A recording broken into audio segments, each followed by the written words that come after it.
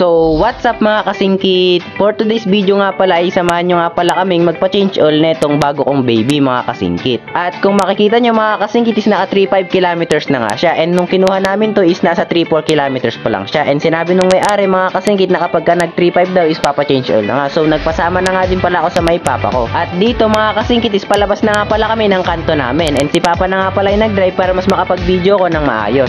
Ilang minuto lang din nga pala mga kasingkit is nandito na nga pala kami sa may tulay dito sa may Calao Bridge. Pero bago nga palang lahat mga kasingkit, sa mga hindi pa nga pala naka-follow sa ating Facebook page, mag-follow na kayo mga kasingkit. Salamat! Habang papunta nga pala kami sa may pagpapa-change oilan namin mga kasingkit, isingit ko na nga din pala na nakapagpagawa na tayo ng bagong sticker. And ito nga pala yung bago kong pinagawa na sticker mga kasingkit, and andyan pa rin yung bike ko. And ito muna yung napag-decide ko na ipagawang sticker dahil ang mga follower natin, ang mga supporters natin dyan is solid na siklista. Kaya kapag nakita nyo ako sa may daan mga kasingkit is pwede na kayong humingi ng sticker dahil meron na nga tayong sticker na napagawa. So dito nga lang pala kami magpapa-change oil mga kasingkit, malapit sa may Robinson dito sa may Yamaha. Pumasok na nga din pala kami sa may loob mga kasingkit dahil dito nga daw bibilin yung gagamitin para sa pag-change oil. And napakarami nga din pala nilang bentang mga iba't ibang unit dito mga kasingkit, and mamaya ipapakita ko sa inyo. At ito na nga pala yung mga unit nila dito mga kasingkit. Meron nga pala sila ditong NMAX 2023 model. At syempre hindi mawawala dito yung bagong Aerox sa 2023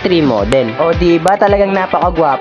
So sinisimulan na nga palang tanggalin ni kuya mga kasingkit, and sinabay na nga din pala namin tong brake oil. At sinunod na nga din pala ni kuya yung nandirito. At dahil magwa 1 year pa nga lang pala yung motor natin mga kasingkit is meron pa siyang warranty, and sakto naman na pwede daw dito sa may Yamaha dahil taga Rojas nga yung may-ari nito, doon nila nabili to, buti na lang pwede yung warranty dito sa may Yamaha dito sa may Santiago. So pinapatik-tik na nga lang pala dito mga kasingkit para masiguradong walang maiiwan. Binabala ko nga pala nung una mga kasingkit is mag-click na lang, pero mas maganda na pala itong nakuha ko, Aerox 155cc. And ito nga pala yung mga gagamitin natin mga kasingkit, at syempre Yamalube yan from Yamaha, baka naman Yamaha. Dito inuna na nga palang tanggalin ni kuya yung takip dito sa my brake oil, at nilalagay na nga pala ni kuya yung pang brake oil. So pagpasensya nyo nga pala ako mga kasingkit dahil hindi ko pa masyadong memorize yung mga parts, mga piyesa ng motor, pero pagka tumagal-tagal mamemorize din natin yan. Parang bike nga lang yan mga kasingkit, ganun din ako nung una, hindi ko alam yung mga papalitan, yung mga i-upgrade, pero nung tumagal-tagal kung makikita nyo napakaganda ng build natin. Kaya kung gusto nyo masubaybayan yung pagbibuild natin sa may bago kong motor na to mga kasingkit,